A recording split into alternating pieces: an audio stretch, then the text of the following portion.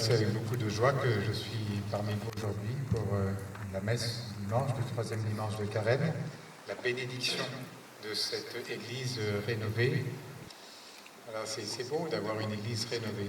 Ça dit quelque chose d'abord du dynamisme de la communauté chrétienne, de l'espérance qui est dans votre cœur. Parce qu'on dit simplement un signe tout simple, c'est qu'on n'est pas en train de mettre la clé sous la porte. On dit, ben non, notre église elle est ouverte, elle est belle, et on la prépare pour les années qui viennent. Alors j'aimerais que tous les enfants viennent. Les enfants, là, venez, enfants et adolescents, venez avec moi. Voilà. Je suis heureux de voir qu'il y a des enfants. Vous voyez, parce que l'église, c'est d'abord une communauté. Et ensuite, ce sont les bâtiments de pierre qui ont pris le nom de la communauté.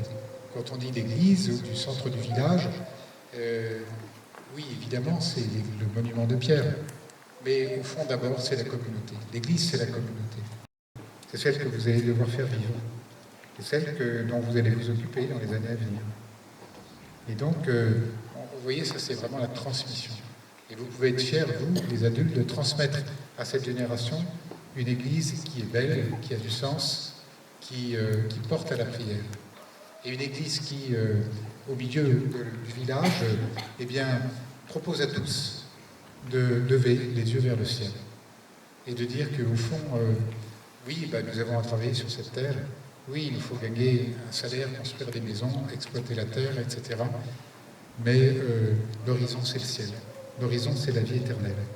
Tout ne se réduit pas aux choses de la terre. Et nous, les chrétiens, nous sommes là pour donner aussi à la terre le goût du ciel. Dire combien nous sommes aimés de Dieu. Quand on propose par le clocher de regarder vers le ciel, eh bien on dit il y a un Dieu qui t'aime. Tu es aimé infiniment et inconditionnellement. Et regarde, au milieu des épreuves de la vie, au milieu de ce qui peut être les échecs, les malentendus, les déceptions de l'existence, eh bien au milieu aussi de toutes les joies et de tout ce que tu construis, lève le regard vers le ciel. Regarde le Seigneur qui te bénit, qui est ta providence, qui te donne courage et force, et qui t'appelle à lui. Voilà ce que nous célébrons aujourd'hui. Alors je vous remercie, je voudrais remercier aussi monsieur le premier adjoint, merci à l'équipe municipale, à madame la maire, que vous pourrez remercier s'il vous plaît de ma part, parce que pour un village, c'est un investissement, de prendre soin de l'église, de la rénover, de la maintenir. Si on pouvait ouvrir les portes des églises, moi c'est mon rêve, c'est que les églises soient ouvertes. Parce qu'une église c'est ouvert, c'est comme une mère au bras ouvert. Et une église ouverte c'est entre, viens, tu es le bienvenu.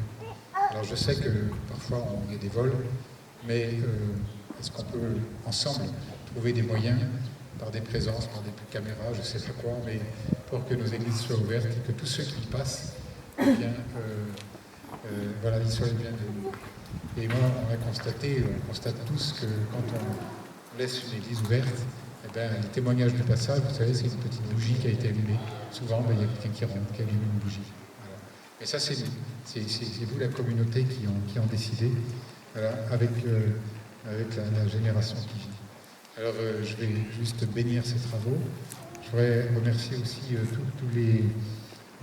tous ceux qui ont travaillé. On a parlé les peintres, les façadiers. Voilà, je ne sais pas, je pense qu'ils ne sont pas là aujourd'hui. Il n'y a pas de professionnels.